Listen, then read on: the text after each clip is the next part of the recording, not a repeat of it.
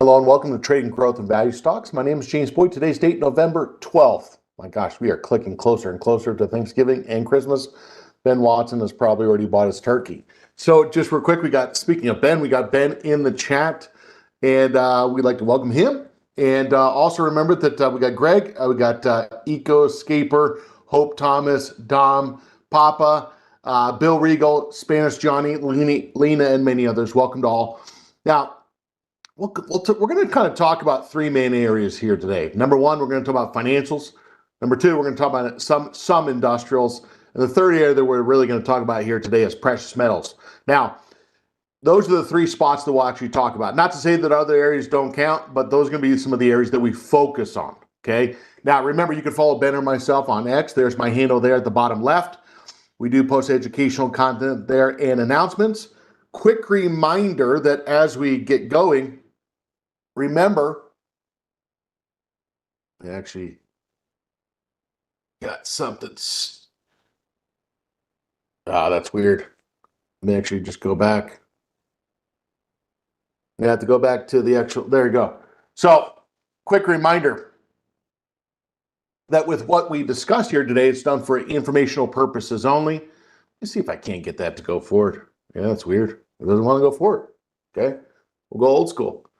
Okay, now also remember that the information we talk about here today is done for general informational purposes only, should not be considered an individualized recommendation. So we're going to look at stocks, we're going to use them as examples, and they are just that. Also remember when we talk about our examples, Schwab does not recommend the use of technical analysis as a sole means of research. It can absolutely be a part of it, but it probably won't be the only thing we look at. Other types of analysis, like fundamental analysis, like we do, macro analysis, okay, where we talk about GDP, some economic data, inner market analysis, how different asset classes move with each other or against each other. It's very interesting stuff, okay? If you ask me what my favorite is, I would tell you all of it, okay? Now, also remember that when we talk, if we bring up dividend-paying stocks, those dividend-paying stocks, they're not limited to the risk that the stock may reduce or stop paying dividends. What it doesn't say there is they could also increase the dividend. It could also actually be that they give us a special cash dividend, okay? More of the story is dividends policies change. Now, also remember when we talk about investing involves risk, including loss of principal. And also remember with that is, we'll talk about here today those three areas, the financials, industrials, and precious metals. Now, as we bring this up, one thing I want to kind of point out just immediately is the difference we're seeing in the indexes so far. Now, I don't want to be the broken record, okay? I don't want to be Groundhog's Day, brand new high, number 32, okay? But hey, now, why do we bring up the Dow Jones? Well, these are the larger cap stocks. Larger cap meaning if you look at the value of the companies, the share price times the number of shares outstanding, okay? High market caps, in other words. If we also look at these companies that are in here, if I pulled up just real quick, analyze, you would not have to really be in the stock market to really know these companies. Salesforce, American Express, Microsoft, Honeywell, Coca-Cola. You don't need to actually run a search. You don't need to say, I've never heard of these companies. These are name brand companies, Microsoft, Disney, you name it, Nike, et cetera, et cetera. So what we see so far is people are buying those businesses that are almost monopolies, almost, okay? Oligopolies, okay? Something where they have large exposure, but they also actually have, let's say, when I say exposure, they're not just selling here in the US, they're selling abroad as well. Now look at the differences we're seeing just real quick in the Dow Jones that hit a brand new high, and you're seeing the S&P 500. Now look, red candle, it's lower than where we opened. It's pretty much trading par for the day or equal. It's down 0.1%. That's a bearish candle, not, okay? Now, when we get a breakout, okay, whether a breakout diagonal line, break of the horizontal, we always kind of say day two tends to be the red candle. Yesterday was the really breakout day. If we actually say that this is really, in this case, something that got above the moving average, this is not unusual. Clearly, we want to see the price hold above the moving averages, okay? So this is what we said on gold the other day. This is what we said on silver the other day being Tuesday and Monday. is when we actually see the red candle, it doesn't mean hardly anything if the price is above the 10 period and or the 20 period moving average. It's just a red candle, okay? I think a lot of times as investors, we freak out over this, but remember, you can't make a trend unless you make a higher low. And how do you get a higher low? You got to get the red candles. You got to have some trust that, hey, if it pulls back, can it make some higher lows? Okay. Now, the other thing that we're going to kind of notice when we take a look at the NASDAQ, it's even maybe a little worse. Now, I got to ask the question here. It's like, wow, the 20 period moving average on the NASDAQ isn't even red. Excuse me, it's not even green. It's still red. Now, we might kind of say, is this the canary in the coal mine? Something to watch. The question we got to ask ourselves is, what is lagging in there? Is it the semis? They've gone up some, but they're still pounding away at the 20 period moving average, which is also still red. So what do we notice? Large caps, large caps, large caps. The S&P is not as high because the bulk of that index is technology based. Now that kind of only leaves us with one, okay, which is the small caps. And for the 20th time in the last month, smaller caps underperforming the markets in general. A lot of chop and, well, a lot of chopping around, okay? So this is why when you kind of have, let's say, an economic backdrop where there's more uncertainty, sometimes investors will choose those large caps because they actually think of it as they're the big battleships.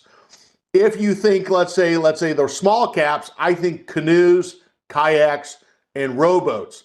If you have economic waves in the overall economy in the US and economies globally, these companies, it's just harder to actually weather through that, okay?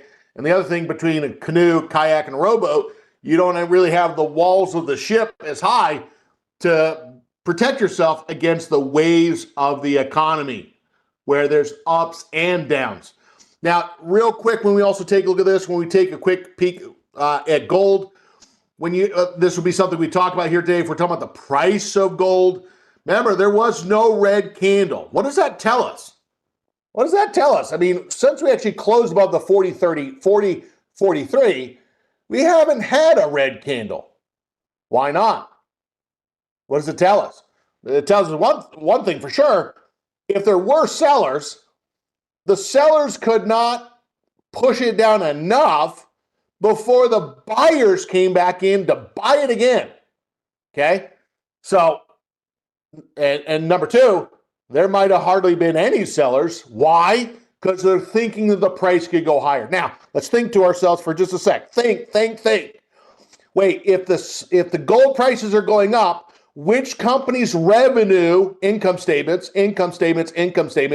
could potentially increase? Oh yeah, Coca-Cola. Coca-Cola doesn't sell gold, okay? Now, we want to think which companies could benefit from that financially. Now, the other one way we actually take a look at this is Hi-Ho Silver. And if you look at silver, it's squirted even higher. Now, silver of the two is obviously more volatile, but we cannot say if you actually look at copper, copper is lagging. It's been lagging. However, some technicians might say, hey, James, are we kind of building a base where maybe copper might join the party a little bit? Now, copper, had this huge red candle, and it's actually, if we get above 520, it might try to play the catch-up game to what we see in silver and gold. Now, the reason why I bring these up is because we're going to take a look at those stocks in just a sec. Now, obviously, if we're talking about, let's say, some of these precious metals, clearly you'd be thinking about the material sector. Remember, the material sector is not just precious metals. It can help. You're going to see that with the precious metals going up, base materials have actually pushed up a little bit. Probably the things to note in terms of sectors-wise here today, the transports has actually pushed to a brand new high here today. Could UAL get involved? Now, remember, they've actually had, with the government shutdown, they've had some situations. Clearly. Now, that's not a political statement. That's just matter of fact, okay? They've been dealing with uncertainty. When is it going to shut down? How's it going to affect the business and so on? Keep an eye on those transports. Now, you got to ask yourself, what's moving in the transports, okay? The other one we're going to kind of just make mention of is, now, not everyone has to invest in the same thing. Some of us feel like we have different specialties or interests in general. We know that for the majority, people need healthcare, whether it's a little bit, medium, or maybe more frequent. There's been a slight breakout. Okay, I'm just saying it poked me in the eye. A little breakout in healthcare. Something is moving. Now, we haven't even seen a red candle yet. That goes back to the previous discussion. Now, what has been some of those stocks that have been moving in that area? Now, if Lisa Jack is with us, ask her about a stock called Baxter and how that was just a character building point. Oh, man. Anyway, it's funny when you look back. Now, the other sector that we are going to focus on is, that we kind of talked about at the beginning of the week on Monday, the financials kind of looked like they were starting to break out of resistance. And if you look at that, that actually continued, and you're going to see that the last 2 days or so been tippy-toeing on the 10 period, tippy-toeing on the 10 period moving average, tippy-toeing on the 10 period moving average. Someone is watching the 10 period moving average, because when we've been coming down there, buyers have been stepping in. Now, I don't know who it is, but I'm just saying it's just a point of fact. So far, someone has been buying right off that line. Could that continue? That's going to be a point that we watch. And the last one we're going to kind of bring up just real quick is industrials. I want to go back to Kitty Cat, Caterpillar for just a second, and we'll talk about that. Now, when we bring this up, we'll talk about it from a technical perspective, but a fundamental perspective as well. Let's take a quick look at some of these Dow stocks that got a little push here today. If we said the word financials in the Dow, well, we would be saying probably Goldman Sachs, JP Morgan, and AXP, okay? Well, today, now remember, this is your classic prior high, fall down, run back up, pull back, run back to the upside. Now, you could kind of call that if you said, well, what does it look like? It's a V, it's a W, it's all the above. I don't care if you call it a V, a W. It could be a reversal pattern and or a continuation to the upside. Now, if you look at JP Morgan, now remember, Jamie Dimon kind of talked about how probably there's a higher chance than not of a recession. Now, in the US, we know that not all states are equal, okay? Some areas might have been in a recession or are in a recession. But if you kind of look at the country in general, and if you look at, let's say, the stock market, which there could be some differences, so far, now he might have been right in some places in the US, but if we're talking about the stock itself, that hit a brand new high here today. So it's nice to be wrong and rich at the same time, okay? And if you look at that, that is a little continuation. Now, we're going to come to some of those financials in just a sec. But if we also look at Caterpillar, you're going to see that that's also kind of one that's a little lower high. And you see right there a little higher low. Could this really be a breakout of that pennant pattern? Could it be? I also want us to kind of notice on IBM here today, that's a brand new high. Looks like a very similar pattern that we actually had on Caterpillar. And if I look at, let's say, just a couple more, AXP, that's a brand new high. So much for this recession on that stock. Hit a brand new high. And if we take a look at also one that we said yesterday we're going to keep an eye on is Apple. Now, I want to start here for just a moment. Now, why do I want to start here? Well, sometimes when stocks are maybe red intraday, they try to buy when the candle is red, which means the price might be closer to support. Now, can anyone tell me where we went down to today? So when the price fell, the price went down to the rising, so that's the 10-period moving average. The shorter term line, that's the 10-period moving average. There it is, there it is, there it is, there it is. We fell down to the 10-period moving average, bounced right off within pennies. And if you take a look at that, that's the 20-period moving average that I'm pointing at, okay? Now, how much farther did we go down? We went down about $1.20 below the 20-period moving average, but more of the story is somebody was watching. Now, sometimes if we said, well, what type of candle is this? Well, if we're bouncing off support, which sometimes can be the moving averages, Some technicians might call that a hammer. A hammer could be red or green, okay?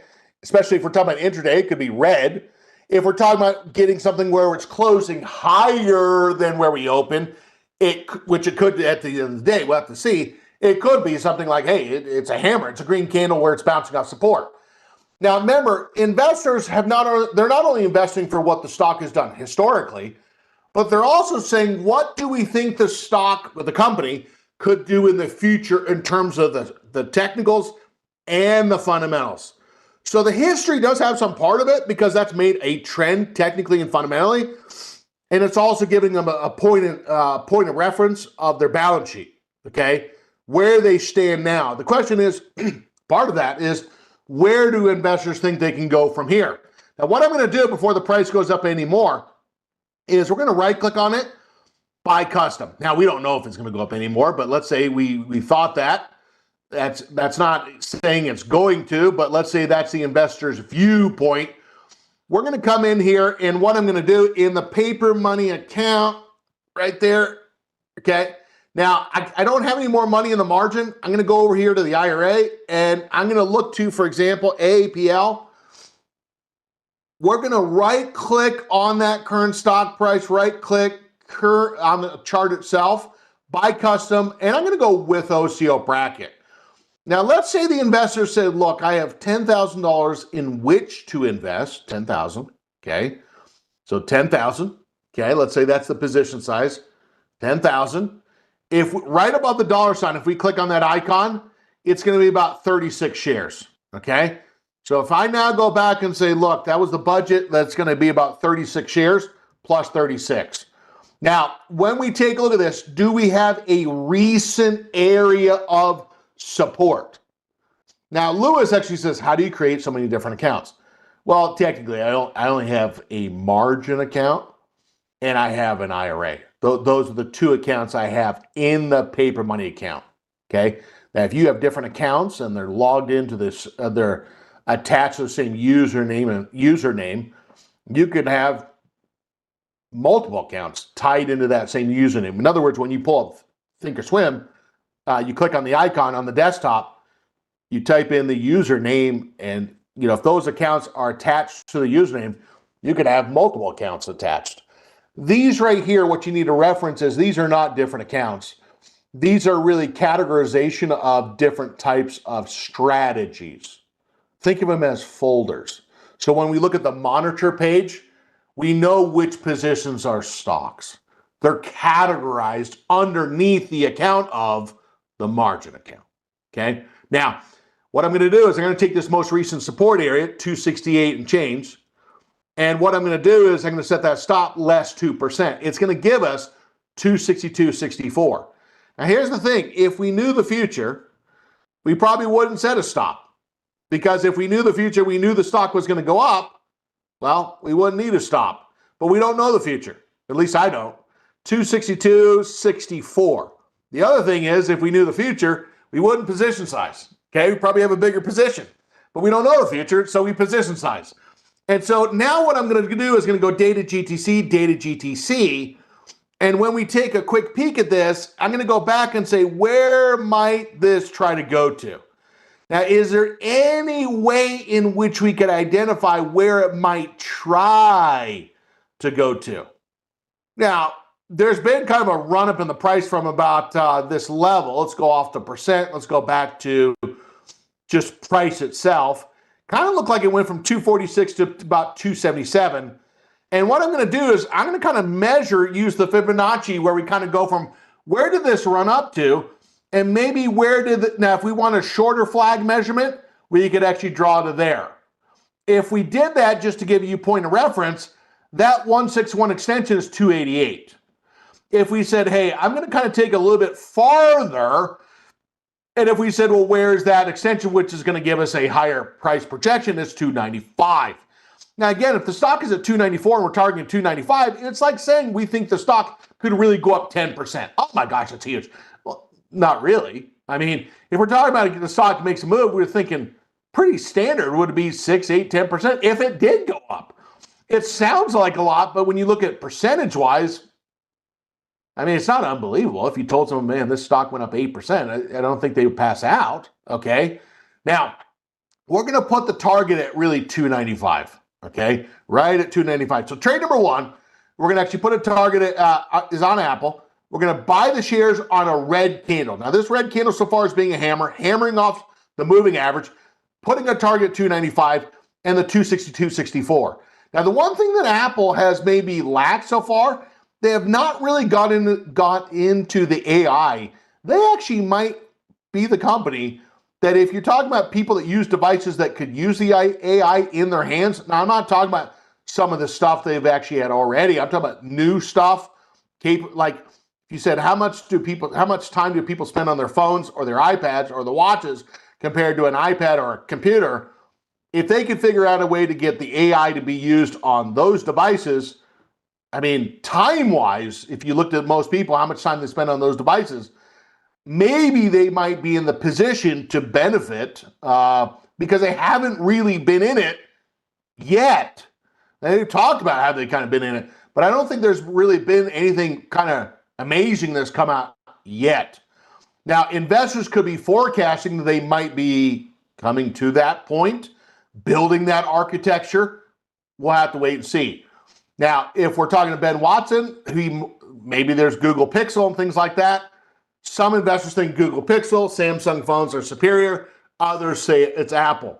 Let's look at the stock price to confirm that.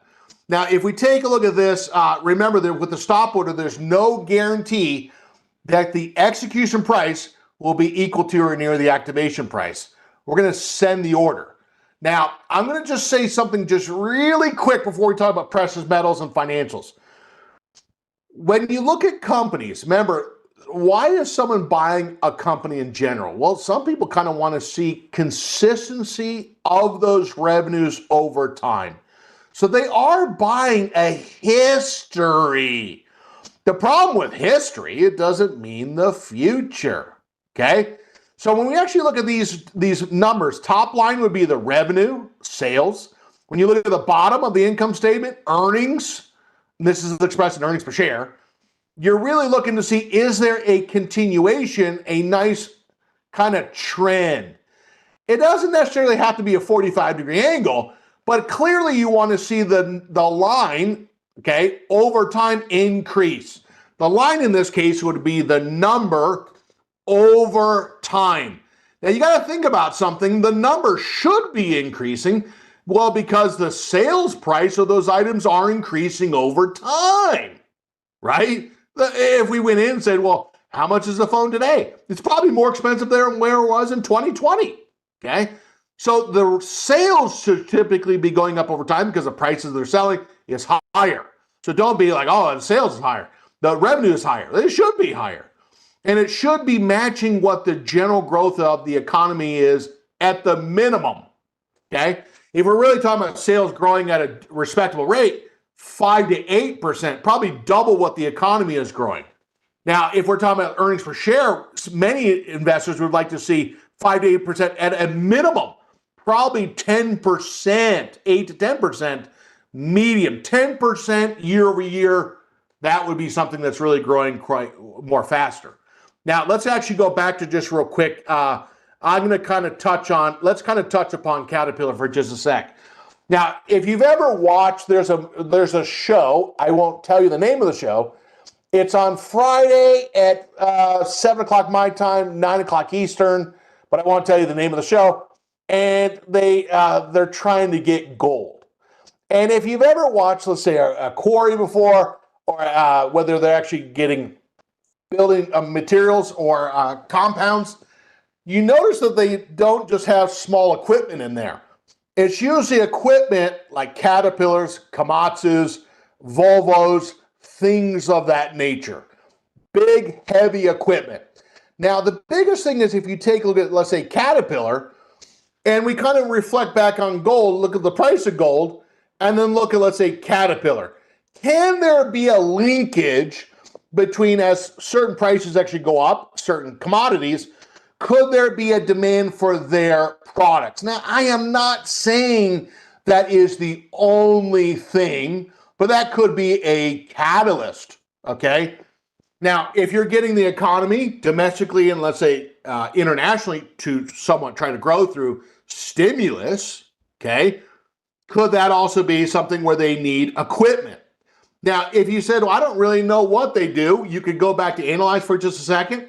You could go back into Caterpillar and actually see what do they do. Now, what you're now going to notice is compactors, forest machines, material handlers, road reclaimers.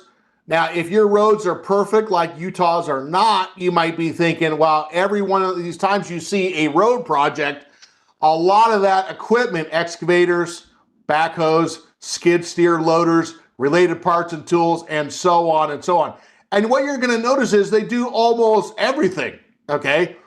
I won't even keep going because it does keep going. Now, the biggest actually thing is when you look at these numbers, it has been a little surprising. When you look at these numbers on the bottom, you just wouldn't think if we said revenue year over year, these numbers, at least outside the last year, that tightened up a little bit. But from this one to this one, that was a big jump. From this one to this one, this was a big jump. And from this one to this one, that was a big jump.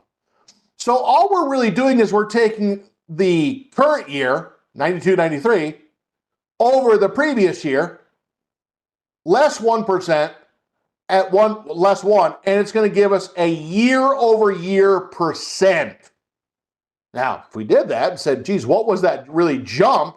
You're going to see in that 1 year, it was a 22% jump in revenue. Now, that's not small, okay? Now, remember, you got to think about this. This is not like a small cap company here. That was already starting from a pretty decent base, okay? Now, if you look at the earnings per share, that earnings per share in 1 year, that actually did double. That was about 10%. That was about 60%, maybe more. This was about another 10%. You see, we can kind of almost eyeball it a little bit. Those numbers have actually been a lot higher than what we thought. If we asked our friends and stuff what they thought was happening out there, you wouldn't think that Caterpillar was actually that strong technically, back the chart off, but also fundamentally. You wouldn't think that, okay? Now, what I'm going to do is on Caterpillar is we're going to try to buy these shares as it's squeezing in between the moving averages, okay? Now, if we looked at this, I'm going to right-click on the chart. Now, by the way, let's look at the weekly for just a second, 3-year weekly. And if you look at the 3-year weekly, this is what the trend has done. Now, I want you to kind of think about the comment I'm going to make in just a second, okay? Now, if we looked at, let's say, the 20-period moving average, that upper line really being the 10-period moving average, the investor is trying to ride the trend to solve some of their problems in their life. Let that sink in. Why are they buying the stock? They're trying to solve some problems in their life. They're trying to get their capital to grow. Okay? Now, doesn't mean it's always going to, but if the investor is trying to ride that trend, there should be that green shading. Now, some investors say, number one, they want to see the weekly chart. In other words, where that 10 period is greater than the 20. That is the foundation stone. Number two, then if they actually have that, if number one criteria is met, they're now going down to 2. And that second is on the daily chart, daily chart is that 10 period above the 20. Or where are they in the step 1, 2, 3? Now, if we actually said, hey, where are we on that step 1, 2, 3? The answer to that question is we are on step number 1. Now, if we buy on step number 1, what does that mean? Well, simply put, that actually means that if we go back to that daily, why did we say this is step number 1? Well, step number 1 is where the 10-period moving average goes green from being red. 2 would actually be the moving averages cross and or the 20-period moving average going green. It hasn't. So remember, if someone buys on step number 1, is it more aggressive or conservative? Is it more aggressive or conservative? Well, it's more aggressive. So aggressive actually means that you're buying closer to support, but there hasn't been enough time/price movement up to cause the moving averages to cross over and or the moving average to change from red to green. Now, in a lot of our examples, we talk about looking to at least get step 2. Some investors, though, I know that they say, James, I'll buy on step 1 because I know that if I'm wrong, I'm going to be wrong, let's say, closer to support. If the investor is trying to be wrong, they're trying to be wrong and take less potential risk, meaning the current stock price is closer to support. And if it's closer to support, there could be a less dollar amount risk and lower percentage. Remember, we always say you could try to get there to be more confirmation, but the confirmation means the price is farther off support. And if you actually are wrong, it's actually at a bigger dollar loss and a higher percentage loss. The confirmation of price is not free. Okay. Now, the biggest actually thing is if we take a look at this, we're going to go down to that stop first. That support area where we kind of had some intraday lows is probably right around 558. Okay. Now, if we take 558 less 2%, it's going to be 546.84. 546.84. Okay. 546.84. Now, if we look at this, I like to kind of think about, like, first off, a dollar amount. About how many dollars are we risking if the stop were to hit out at 546? The answer to that question is it's about $30. Now, is everyone with me? Now, you got to here's the thing. Most people cannot focus. They cannot focus. If you're physically here but mentally have checked out, I want you to come back, number one. And then number two, I want you to stay physically and mentally here. Because the point that we're making here is something really important to kind of taper the emotion. That $30 is just the difference between where we're trying to buy it and where the stop is. All right, so there's the dollar amount. We need that because we need to kind of say, well, hey, if I take $30 of potential risk, remember we said mentally here, we want to make sure that we got 576.97. Well, where is that? That's the current stock price. Where's the $30 coming from? Well, it's the entry price down to the stop loss. If we were mentally here, we would know that, okay? Now, what you're now going to notice is we're going to look at this as far as a percentage. I want to know the percentage. So if I said, hey, we take potentially $30 worth of risk over an entry price of $576.97, it's 5.2%. Now, what does that tell us? It probably means that our entry is we're probably buying on step 1 or step 2. If we're buying closer to support, that percentage is probably going to be less. So if we're buying on step 1, you might be risking right around 5%. Okay, now where'd you get the number? It's the risk per share divided into the current stock price, the entry price. If we're buying on more confirmation step 2, we'd probably be thinking something like maybe 6%-ish. And if we're actually saying, hey, James, I'm buying on step 3, I'm going to say you're probably buying at 7 to 8%. Okay. Now, well, James, wonder if the stock gapped up like big time overnight, like MS did, Morgan Stanley. Well, the number can be inflated then if there was a big gap up. So why do sometimes people try to buy in that step 1 and 2? Lower percent. What does that really do? It also allows them to actually push up the number of shares that are actually buying. Okay. So if they're right, man, it feels good. If they're wrong, they lose, but they bought close to support and the percentage and the dollar amount was less. Now, does the stop guarantee anything? No, it's just a trigger to sell. We don't know where it's going to sell at. Going to back this chart off. If we were to look at this and say, look, could we kind of take these prior highs? And could we kind of take the prior high, could we extend those into the future? And could that become maybe a targeted area? Now, this is not a stretch. Okay, sometimes the stock is kind of maybe just in the bottom of the channel, and it might try to go to the top of the channel. Guarantee? No, don't even know if it's going to. But if the investor said, well, the most likely price target might be that it might try to go up to that 618-ish area. Now, what I'm going to do in this case is I'm going to come back to about 30 shares. I think the number, no, 20, it's going to be about 20 shares, the most this paper money account could do. 20 shares, 576.97. Now the price has moved on us a little bit, so it's going to sit there. Well, it won't now if we send it. Confirm send. Okay, I'll fix it. But the biggest actually thing is the reason why I sent that order is we are literally right at that current price, which probably means there might be a greater chance to get filled. Let's hypothetically imagine that got filled and the price being lower, that probably should have a greater chance to fill. The target again, repeat, was 618. Okay. Now the biggest actually thing is when we go back to this, I'm going to overlay. So sometimes people, now this is what I like. Okay. Now what I like, you might not like. What you like, I might not like.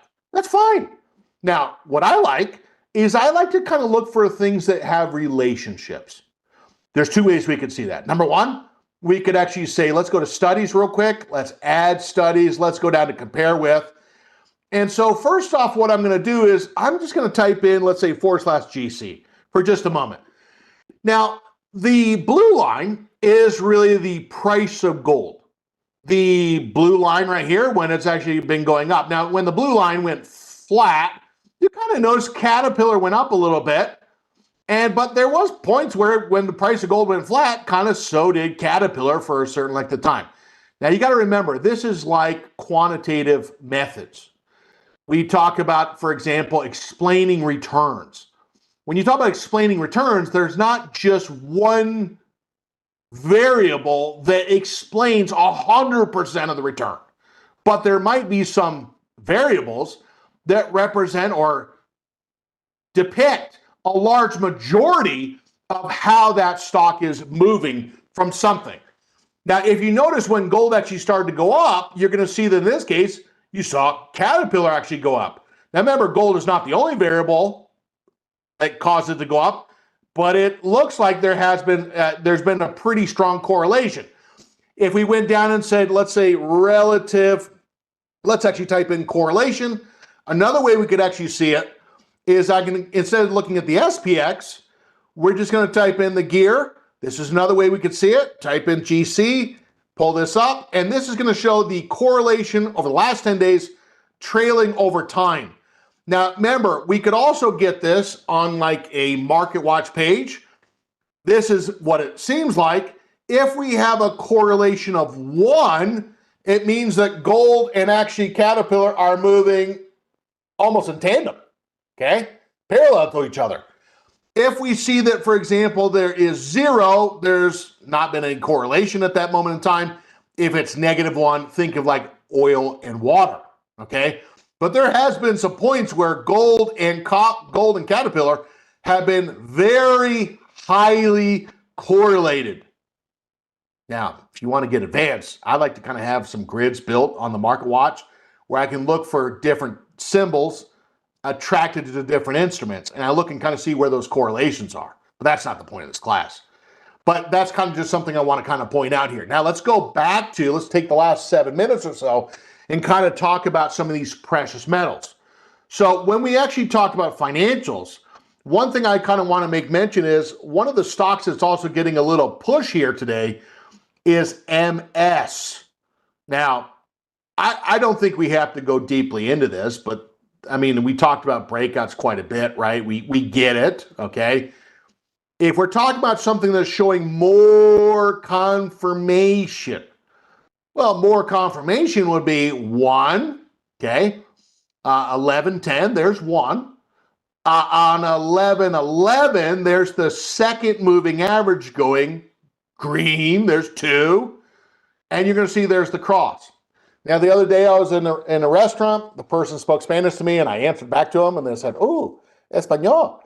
And they said, "You speak very good." And I was like, "I appreciate that. I've been working on that." So we always kind of talk about this as uno, dos, tres, okay? And so there's the 1, 2, 3. So if we measure this, what's the dollar amount risk? What's the percentage amount risk? We're expecting this to be higher. Not that it can't be done per se. It's just a little bit more elevated on support. It doesn't mean that it can't come back, but the investor might just be using buy limit orders. Now, I want to swing back to just real quick AM. And if I ask you a question and I said, "Hey, is this a brand new breakout on AM? Yes or no?" Yes or no? Now, as I'm getting an answer back, I'm going to kind of draw. Now, remember, there was a gap down. Now, in our previous teaching, we taught very specifically, when we have a gap down, the open of the red candle becomes a line of resistance. I mean, we hammer that ad nauseum. And it was, for me, ad nauseum, which means for you, it must have been even worse.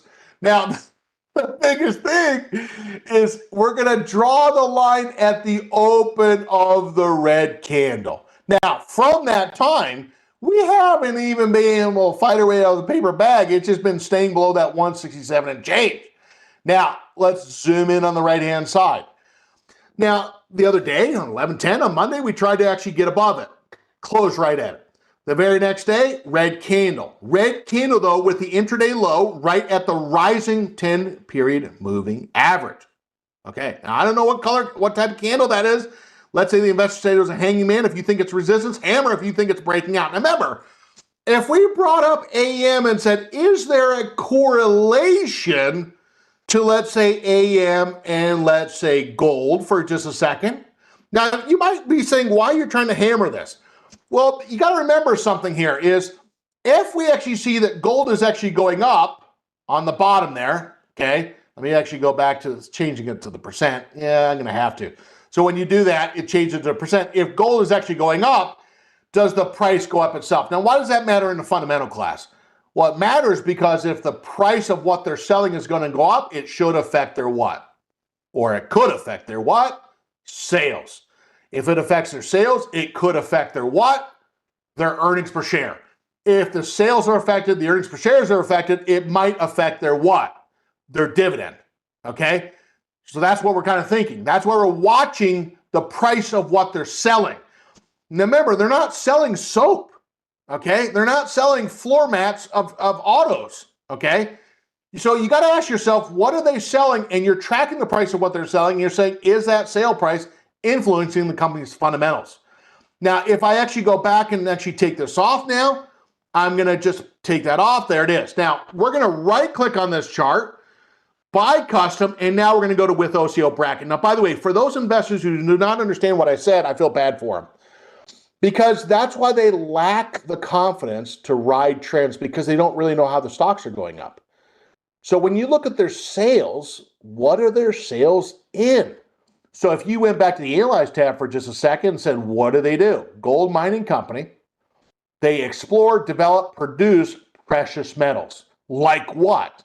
Like gold, like silver, like zinc, like copper. So if we said, hey, what are those main pieces of their sales? There's the four laid out right in the first sentence. So it's not that the second sentence.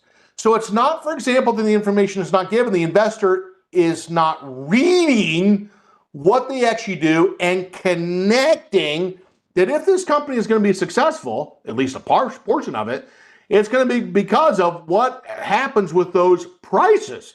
Now, we actually look at the gold, silver, and the copper. We don't typically talk about tracking the zinc, but we could actually pull it up as well. Now, if we take a look at this, you're going to see that, now, by the way, I want to kind of make mention, is the price of these the only thing that matters? Well, that would be the income statement. How the company really does in full picture is the balance sheet, okay? Where do they actually really stand at a point in time? And how are they able to try to reap the rewards or benefits from that price going up of those four materials? Now, what we're going to do in this case is we're going to set the stop underneath these recent last 2 days. Those recent last 2 days, in this case, has been 163.60, 163.73. I'm going to wrap this up here in a minute. If we look at that, 160.43. 160.43. Now, if we're talking about a target, we don't know if it's going to go to there, but what we're going to try to do, some investors, this class is called trading growth and value, some people will actually use the prior high as a target. That's not the extension target, that's just the prior target. Now, what I want you to do is I want you to go out and look for things like whether it's oil to energy stocks, precious metal prices to precious metal stocks. I want you to look at, let's say, the economic strength to financials. Look at interest rates to financials. I want you to kind of see what are the catalysts of some of these companies. What causes their fundamentals and technicals to go up? That's what I want you to do for homework. Now, I'm out of my time here today. Stay tuned for our next webcast coming up right at the top of the hour. We did what? 3 new trades here today. Apple, Caterpillar, and AM. We're going to look and see, can these continue to trend to the upside? Now, remember with what we discussed, it was done for example, illustrative purposes only. And also remember with what we discussed, investing has risk. And this has been the class on trading growth and value stocks. Stay tuned for our next webcast coming up right at the top of the hour. And thanks to Ben Watson as well. And smash the thumbs up if you enjoyed today's session. With that said, thank you so much. Take care. Bye-bye.